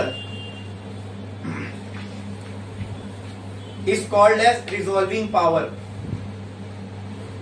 ये resolving power क्या, एक क्षमता है किसकी? किसी भी optical instrument की, क्या करने की? कोई भी दो क्लोजली रखे हुए ऑब्जेक्ट को सेपरेट करके दिखाने की जो क्षमता होती है किसी ऑप्टिकल इंस्ट्रूमेंट की, उसी को हम क्या कहते हैं? उसकी पावर। और कौन सी? उस पावर का नाम क्या है? Resolving power. मतलब वो रिजॉल्व कर पाया दो ऑब्जेक्ट को अलग अलग, समझे? ठीक है, फिर हाँ, रिजॉल्विंग पावर। अब ये कैसी मिलेगी आपको रिजॉल्विंग पावर? अगर आपको किसी माइक्रोस्कोप के लिए निकालनी है तो उसके लिए आपको क्या पता होना चाहिए? पहले लिमिट ऑफ रेजोल्यूशन, उसका रेसिप्रोकल करोगे तो क्या आएगी? तो लिखो limit of resolving power. Resolving power लिखो, रिजॉल्विंग पावर, इसका एक और डेफिनेशन लिखो in terms of mathematical relation. Resolving power, it is defined as the reciprocal of limit of resolution. It is defined as the reciprocal of limit of resolution. It is defined as the reciprocal of limit of resolution. is defined as the reciprocal of limit of resolution. लिखा आपने, हो गया, ठीक है। तो जो definition लिखा उसका ही उसी से मैथमेटिकल रिलेशन बना लो। Resolving power R P equal to reciprocal 1/LOR लिखा आपने, ठीक है। अब LOR को भी डिफाइन कर लेते हैं। लिमिट ऑफ रेजोल्यूशन क्या है, लिखो limit of resolution LOR, limit of resolution LOR। अभी लिमिट ऑफ रेजोल्यूशन बहुत डिटेल में मैंने यहाँ पहले एक्सप्लेन कर दिया, अब इसको यहाँ शॉर्ट में खाली डिफाइन करेंगे। क्या है ये लिमिट ऑफ, क्या ये मिनिमम सेपरेशन है between diffraction pattern of two closely kept object. लिखो लिखो, सॉरी मिनिमम नहीं, ऐसा लिखो, limit of resolution the minimum separation between diffraction pattern, ये दो ऑब्जेक्ट के बीच का सेपरेशन नहीं है, उनके डिफ्रैक्शन पैटर्न के बीच का सेपरेशन है। The minimum separation between diffraction pattern of two closely kept object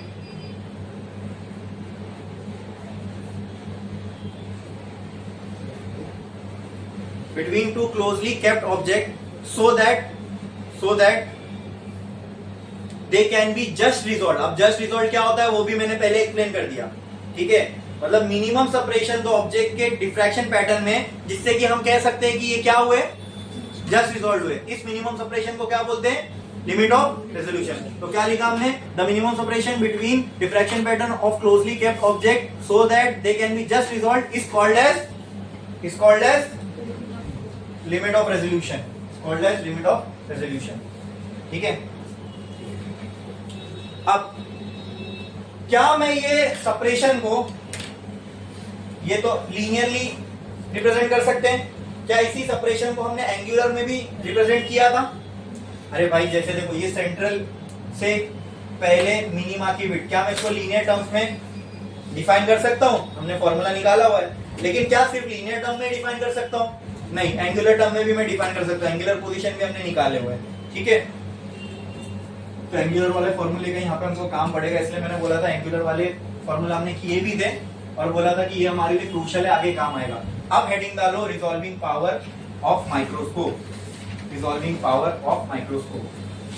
इसका डेफिनेशन लिखते हैं पहले, resolving power of microscope, resolving power of microscope, इसका डेफिनेशन लिखते हैं, resolving power of microscope, resolving power of microscope, ठीक है। रिजॉल्विंग पावर क्या होती है, खाली इतना बताओ, रिजॉल्विंग पावर क्या होती है? किसी ऑप्टिकल इंस्ट्रूमेंट की एबिलिटी क्या करने की, to show two closely kept object separately is called as.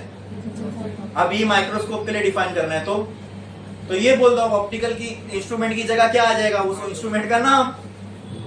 तो डेफिनेशन क्या बनेगा, the ability of microscope to show separate images और of object clearly if they are very kept. या तो इसको और आसान करके लिख सकते हैं, ऐसा लिखो, the ability of a microscope, the ability of a microscope to show two objects separately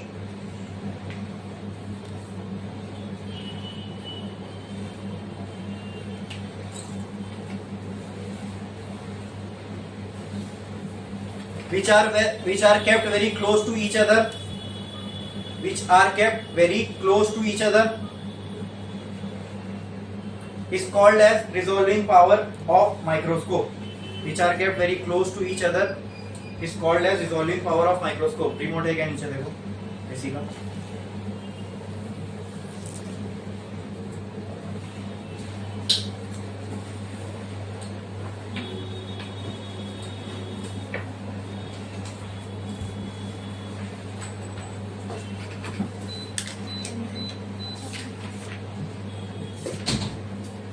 देख लिए इतना, ठीक है। अब हमने एक माइक्रोस्कोप लिया, उसके जो सरफेस था, जो जहाँ पे हम स्पेसिमेन को रख सकते हैं, वहां पे हमने 2 पॉइंट ऑब्जेक्ट रखे, देखो ये 2 पॉइंट ऑब्जेक्ट जो बहुत क्लोज एक दूसरे से रखे, ठीक है। और मान लो इनके बीच का जो सेपरेशन है उसको मैंने नाम दे दिया डी। ये है ऑब्जेक्ट ए और ये है ऑब्जेक्ट बी। अब हमें आंखों से, अब ये मैंने यहाँ बनाना समझने के लिए 2 अलग अलग बता रहा हूँ, लेकिन रियल में हमें ये 2 अलग दिख नहीं रहे, ठीक है। तो हमने क्या किया, इसको एक माइक्रोस्कोप के सामने लगा। तो माइक्रोस्कोप में क्या होता है, माइक्रोस्कोप में एक लेंस लगी होती है, ये वो लेंस, ठीक है। हाँ, और इस साइड से हम मान लो इसको यहाँ से देख रहे होंगे, ठीक है। इस साइड से हम इसको यहाँ देख रहे हैं लेंस से, क्लियर। अब इस ऑब्जेक्ट की यहाँ से इमेज बनेगी, यहाँ स्ट्रेट जाएगी, सॉरी रे बनेगी, यहाँ से जाएगी, यहाँ से इस ऑब्जेक्ट की लाइट की रे बनेगी, यहाँ से जाएगी। अब ये सब ऐसा क्यों होता है, हमें आप फिर रे ऑप्टिक्स जाना पड़ेगा कि कैसे एक पॉइंट ऑब्जेक्ट से फिर लेंस के थ्रू लाइट पास होती है, ठीक है। तो ये बी से एक लाइट की रे निकली, ऐसे गई, ए से लाइट की रे निकली, ऐसे गई, ठीक है। मैं एक काम करता हूँ, इनके बीच से एक सेंटर लाइन बना देता हूँ, बोलो क्लियर है। तो अगर आपको दिख रहा होगा हॉरिजॉन्टल से इसका एंगल को मैं थीटा मानूं तो ये एंगल भी थीटा हो जाएगा, और ये टोटल एंगल कितना हो जाएगा, 2 थीटा के बराबर। बोलो क्लियर है, हाँ, अरे बोलो क्लियर है क्या। ये इन दोनों के बीच का सेपरेशन, हाँ, अगर ये जितना ज्यादा होगा उतनी लिमिट ऑफ रेजोल्यूशन ज्यादा होगी, जितनी लिमिट ऑफ रेजोल्यूशन, सॉरी, ये जितना कम होगा उतनी लिमिट ऑफ रेजोल्यूशन कम होगी, और उतना हमें अच्छा माइक्रोस्कोप फिर लेना पड़ेगा, ठीक है। और अगर इनका लिमिट ऑफ रेजोल्यूशन ज्यादा है तो कम रिजोल्विंग पावर पे भी अपना काम हो जाएगा। बोलो क्लियर है, ठीक है। अभी अपना पर्पस है, ऐसे हम मानते हैं कि अभी लिमिट ऑफ रेजोल्यूशन की क्राइटेरिया को पूरा कर रहा है, ऐसे ही समझिए, ठीक है। अच्छा, क्या इसका एक डिफ्रैक्शन पैटर्न बनेगा, क्या इसका एक डिफ्रैक्शन पैटर्न बनेगा, ठीक है। और ये दोनों के बीच का डिस्टेंस है, अरे बोलो, ये दोनों के बीच का डिस्टेंस है, ठीक है। अच्छा, अब आपको याद है कि जब हमने सिंगल स्लिट किया था ऐसा कुछ, और यहाँ पे वेव फ्रंट आया था, तो हमने भी तो यहाँ पे 2 पॉइंट सोर्स माना था, यहाँ पे एक पॉइंट सोर्स और यहाँ पे एक पॉइंट सोर्स, हाँ। और भी इनसे लाइट की रे निकल रही थी, जा रही थी, और यहाँ पे कुछ कंस्ट्रक्टिव डिस्ट्रक्टिव पैटर्न बना रही थी, और इन दोनों के बीच के सेपरेशन को हमने क्या नाम दिया था, डी, ठीक है। तो यहाँ पे ये वही है, ये जो सेपरेशन है इन दोनों के बीच का सेपरेशन है, ठीक है। और इसी सेपरेशन को यहाँ पे हम मानते हैं लिमिट ऑफ रेजोल्यूशन, ठीक है, ठीक है। चलो, तो the minimum separation which is required so that we can see two object clearly, that is limit of resolution। और यहाँ पे लिमिट ऑफ रेजोल्यूशन किसके बराबर है, डी के बराबर, ठीक है। अच्छा, अब डिफ्रैक्शन पैटर्न पे आते हैं हम लोग। मुझे आप बताओ, जब हमने डिफ्रैक्शन पढ़ा था तो वहां पे अपने एंगल के टर्म्स में क्या अपनी वैल्यू आई थी, क्या ये आया था, डेल्टा एक्स बराबर डी साइन थीटा, ऐसा कुछ आया था, हाँ। और फर्स्ट जो कंस्ट्रक्टिव बन रहा था कितने पे बन रहा था, अरे बोलो ना, कंस्ट्रक्टिव या चलो डिस्ट्रक्टिव, कुछ भी बताओ, कितने पे बन रहा था। और एंगुलर सेपरेशन हमने देखा था इसका, तो कुछ ऐसा था, delta x is equal to d theta, sine theta को हमने थीटा के बराबर मान लिया था। डेल्टा एक्स की वैल्यूज बताओ,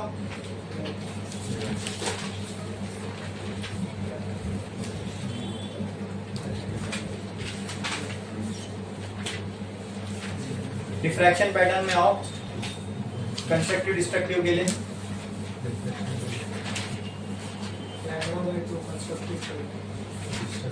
क्या था, लैम्डा बाय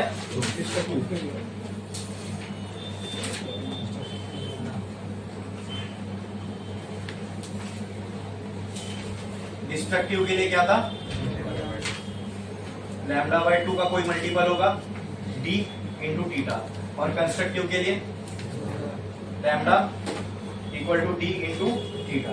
अब कंस्ट्रक्टिव हो चाहे डिस्ट्रक्टिव हो, आप रिलेशन देखो, दोनों में रिलेशन से आपको ये समझ में आया, डी डायरेक्टली प्रोपोर्शनल है लैम्डा के, हाँ। और अगर थीटा को मैं इधर फेंक दूं तो ये कुछ ऐसा होगा, lambda by 2 theta equal to d, और ये थीटा को इधर फेंक दूं तो ये हो जाएगा lambda by theta equal to D. इन दोनों को देख के क्या समझ में आ रहा है, डिफ्रैक्शन पैटर्न के अंदर डी इनवर्सली प्रोपोर्शनल होता है थीटा के, ये क्लियर है, हाँ। तो यहाँ पे मैं लिख रहा हूं, लिखो, for diffraction the minimum separation d is directly proportional to lambda, और जो थीटा है उससे क्या होता है, ये इनवर्सली प्रोपोर्शनल, किससे होता है, इनवर्सली प्रोपोर्शनल। अरे बोलो क्लियर है? आप कंस्ट्रक्टिव के लिए भी चेक कर लो, डिस्ट्रक्टिव के लिए भी चेक कर लो, डिफ्रैक्शन पैटर्न में जाके आपको रिलेशन यही मिलेगा। जो दो सेपरेशन है पॉइंट सोर्स के बीच का वो डायरेक्टली प्रोपोर्शनल है वेवलेंथ से और इनवर्सली प्रोपोर्शनल है थीटा से। अरे बोलो क्लियर है?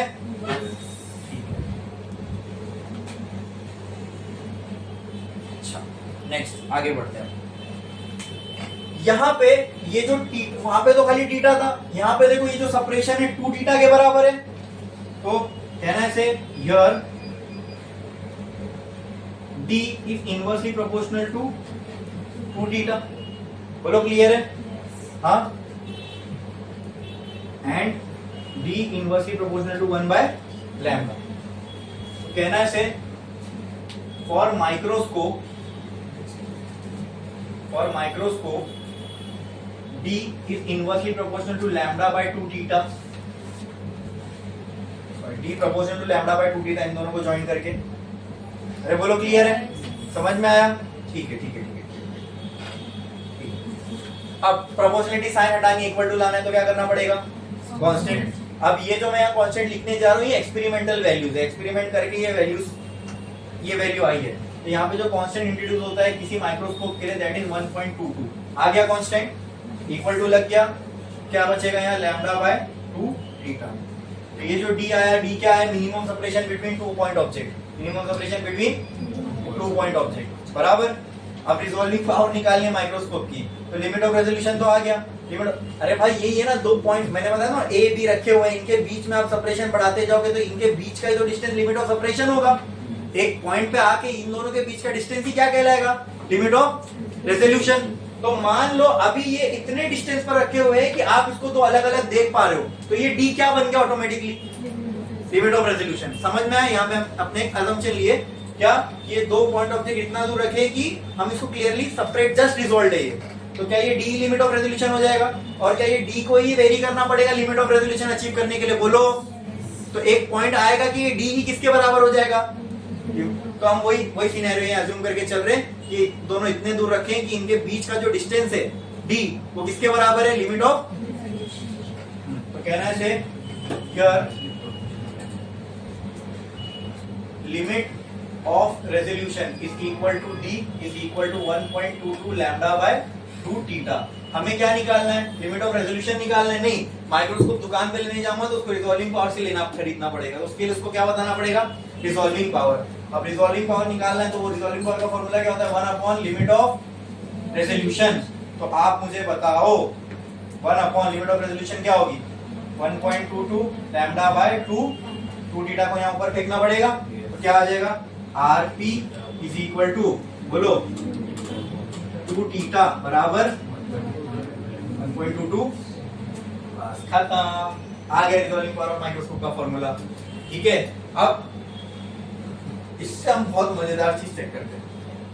आपको क्या चाहिए? रिजॉल्विंग पावर माइक्रोस्कोप की ज्यादा से ज्यादा चाहिए कि कम से कम चाहिए? क्या चाहिए? तो आपको क्या, तो आपको अब एक फॉर्मूला मिल गया जिससे आप ऐसा माइक्रोस्कोप बना सकते हो जिसकी रिजॉल्विंग पावर ज्यादा से ज्यादा हो। वो कैसे? आपको पता चल गया किस पे डिपेंड कर रही है रिजॉल्विंग पावर? थीटा पे डिपेंड कर रही है। कैसे? डायरेक्टली प्रोपोर्शनल है। लैम्डा पे डिपेंड कर रही है रिजॉल्विंग पावर। कैसे? अगर मैं थीटा बढ़ा दूं रिजॉल्विंग पावर के साथ क्या होगा?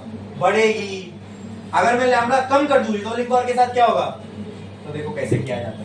हाँ, ठीक है ठीक है, पहले थीटा के बारे में बता। क्या ये थीटा है? क्या ये 2 थीटा है? थीटा की वैल्यू बढ़ेगी तो 2 थीटा की वैल्यू बढ़ेगी, तो ये ओवरऑल वैल्यू बढ़ेगी। ये थीटा की वैल्यू बढ़ाने के लिए क्या मैं ऐसा नहीं लग रहा, इसको मैं अगर क्लोज लेके आ गया तो अगर मान लो ये इधर आ गया तो ये ऐसा और ये ऐसा हो जाएगा, मतलब ये थीटा और इंक्रीज हो जाएगा। फिर मान लो अभी ये 30 का एंगल बना रहा है, जैसे जैसे नजदीक लेके आऊंगा 40, 50, 60 और एकदम क्लोज लेके आ गया तो एकदम स्ट्रेट लाइन बन जाएगी, कुछ करीब करीब 90। तो यहां से यहां जाने पे जो बीच का थीटा है वो क्या हो रहा है? ये बात सेंस भी बनती है कि मैं नजदीक लेके आ रहा हूँ ऑब्जेक्ट को। वही मैंने पहले डिस्कस किया था ना। अब यहाँ पे मैथमेटिकल रिलेशन में बोले थीटा बढ़ा रहे, अरे थीटा क्या बढ़ा रहा है भाई? तो ऑब्जेक्ट को नजदीक ला रहा है। सिंपल सी बात है, कोई चीज को क्लियर देखना, उसको हम और नजदीक ला रहे हैं। मैं क्या कर रहा हूँ? मैंने कहा आपसे थीटा बढ़ रहा है, अरे थीटा बढ़ रहा है ठीक है, लेकिन वो करने के लिए मैं क्या कर रहा हूँ? ये तो 2 सेपरेट ऑब्जेक्ट है, उनको मैं लेंस के मतलब जहां से मैं देख रहा हूं उसके नजदीक ला रहा हूं। नजदीक लाने पे क्या होगा, वही मैंने याद रखो, नजदीक लाने पे क्या होगा, डिफ्रैक्शन पैटर्न में सेपरेशन बढ़ता जाएगा, फिर एक टाइम आएगा कि ये क्लियर दिखने लगेंगे। अरे बोलो क्लियर है? क्या इन दोनों के बीच का ये डी चेंज हुआ? नहीं। तो क्या ये डी लिमिट ऑफ रेजोल्यूशन रहेगा? जब मैं इसको क्लियर देख पाऊंगा कि ये डी लिमिट ऑफ रेजोल्यूशन रहेगा, इसलिए मैंने डी को लिमिट ऑफ रेजोल्यूशन लिखा था, याद है? समझ में? ये डी तो चेंज नहीं हो रहा है ना, इसको मैं नजदीक लेके जा रहा हूँ लेंस के, क्या इन दोनों के बीच के डिस्टेंस को मैंने चेंज किया? ये समझा कि नहीं समझा? हाँ, तो थीटा बढ़ाना है तो क्या करना पड़ेगा? थीटा क्यों बढ़ा रहे हैं? रिजॉल्विंग पावर बढ़ाने के। रिजॉल्विंग पावर क्यों बढ़ा रहे हैं? ताकि माइक्रोस्कोप दो ऑब्जेक्ट को सेपरेट दिखा पाए। ठीक है, वो करने के लिए क्या करना पड़ेगा? थीटा बढ़ाना पड़ेगा। थीटा बढ़ाने के लिए हमने क्या किया? इसको क्लोज लेके आ गए। जैसे जैसे क्लोज लाओगे थीटा बढ़ेगा और रिजॉल्विंग पावर बढ़ेगी। रिजॉल्विंग पावर बढ़ेगी मतलब वो सेपरेट करके दिखा पाएगा। ठीक है, दूसरा एक तो ये करो। अब मैं बोलता हूं दोनों हाथ घी में रखना, मतलब रिजॉल्विंग पावर बढ़ाना और जबरदस्त बढ़ाना है, डबल बढ़ाना है। तो आप क्या करो, एक तो इसको क्लोज रख दो, दूसरा लैम्बडा कम कर दो। अब लैम्बडा कैसे कम करेंगे सर? आप कोई ऑब्जेक्ट को किसी लाइट के अंदर देख रहे हो, ठीक है, लैम्बडा जितना ज्यादा रिजॉल्विंग पावर उतनी कम। हमको पता है कि अगर अल्ट्रावायलेट लाइट, फिर विजिबल लाइट आती है और फिर इंफ्रारेड आती है, ठीक है, मतलब जैसे जैसे मैं ऊपर जाऊंगा तो लैम्बडा की वैल्यू कम होती जाएगी। क्या होती जाएगी? मतलब अल्ट्रावायलेट लाइट की जो वेवलेंथ है वो विजिबल लाइट से कम है। तो मैं विजिबल लाइट हटा के अगर ये एक्सपेरिमेंट अल्ट्रावायलेट लाइट के अंदर करूं तो रिजॉल्विंग पावर बढ़ जाएगी सिर्फ लाइट चेंज करने से। माइक्रोस्कोप को मैंने टच भी नहीं किया, सिर्फ मैंने माइक्रोस्कोप के नीचे की लाइट को चेंज किया। ठीक है, ठीक है। इसीलिए नॉर्मल माइक्रोस्कोप से इलेक्ट्रॉन माइक्रोस्कोप ज्यादा पावरफुल होता है, एक्सरे माइक्रोस्कोप ज्यादा पावरफुल होता है। क्यों? क्योंकि यूवी रेस के ऊपर गामा आती है, गामा के ऊपर एक्स रेज आती है, मतलब इनकी वेवलेंथ उससे भी कम, इनकी वेवलेंथ इनसे बहुत कम है। वेवलेंथ जितनी कम होगी माइक्रोस्कोप की रिजॉल्विंग पावर उतनी बढ़ जाएगी। सोचो कितनी। अब ये एक्सरे अगर मैं यूज कर रहा हूं किसी माइक्रोस्कोप में तो ये सेंस बना रहा ना कि वेवलेंथ कम होने से रिजॉल्विंग पावर बढ़ेगी। अगर रिजॉल्विंग पावर माइक्रोस्कोप की ज्यादा होगी तो क्या वो बहुत करीब करीब रखे हुए ऑब्जेक्ट को भी सेपरेट करके दिखा पाएगा? इसलिए वो माइक्रोस्कोप इतने पावरफुल माने जाते हैं, क्योंकि उनमें कौन सी रे यूज हो रही होती है? एक्सरे। क्लियर है? समझ में आया? अब वो एक्सरे निकलती है इलेक्ट्रॉन के बॉम्बार्डिंग से, इसलिए उसको हम इलेक्ट्रॉन माइक्रोस्कोप भी बोलते हैं। ठीक है, समझ में आया? बोलो इतना क्लियर है? अब इसमें आगे भी बढ़ना है। दूसरा तरीका ये, हमको पता है वेवलेंथ रिफ्रैक्टिव इंडेक्स पे डिपेंड करती है। हाँ हाँ, उस पे आएंगे हम लोग। पहले इतना छापो, ये लिखो, ये लिखो, ये लिखो, फिर वो ये लिखो। ठीक है, वो ऊपर का वो नहीं लिखना है, ठीक है। ये छापो, फिर ये छापो, फिर ये छापो, जल्दी जल्दी। हाँ बोलो। वो डी डायरेक्टली प्रोपोर्शनल लैम्बडा से नीचे। हाँ, ओ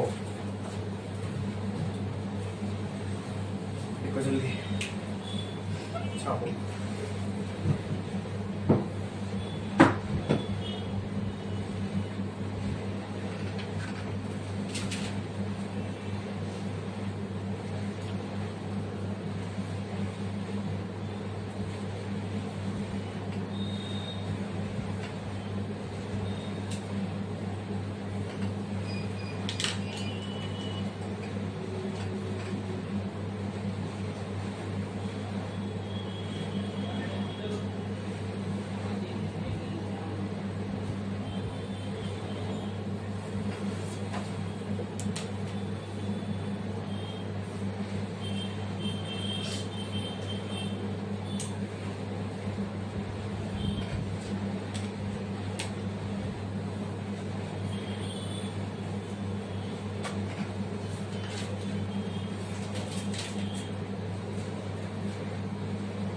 बीच का पार्ट हो गया पूरा।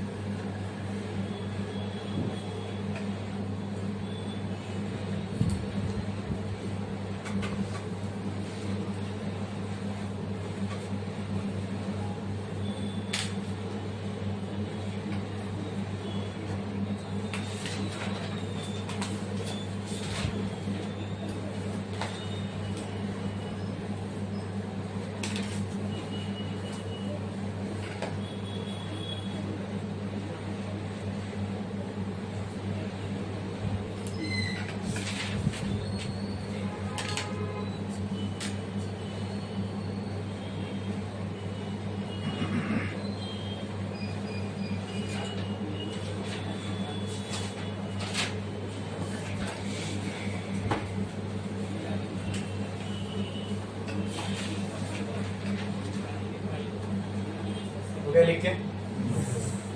ठीक है, थीटा कैसे रिजॉल्विंग पावर, अपना मकसद रिजॉल्विंग पावर बढ़ाना, जितनी माइक्रोस्कोप रिजॉल्विंग पावर ज्यादा होगी उतना हमारे लिए अच्छा, उतना वो अच्छा माइक्रोस्कोप माना जाएगा। थीटा बढ़ाने से रिजॉल्विंग पावर बढ़ेगी, कैसे बढ़ेगा थीटा वो समझ में है, ये इसको नजदीक लेके आ जाओ, थीटा बढ़ेगा। दूसरा रिजॉल्विंग पावर कैसे बढ़ सकती है, लैम्डा के कम करने से। एक तरीका पता है लैम्डा को कम करने का, वो क्या, लाइट ही बदल दो। जिस लाइट के अंडर में आप ये ऑब्जेक्ट्स को देख रहे हो लाइट को ही बदल दो, ऐसी लाइट से रिप्लेस कर दो जिनकी वेवलेंथ कम है, तो जैसी वेवलेंथ कम होगी रिजॉल्विंग पावर बढ़ जाएगी। ठीक है, दूसरा तरीका है लेकिन वो मैं अभी नहीं बताऊंगा, वो ब्रेक के बाद बताऊंगा। ठीक है, चलो इसको लेंगे हम एक ब्रेक के बाद। अभी कितना बज रहा है, 8:30, तो मैं बंद करो ये।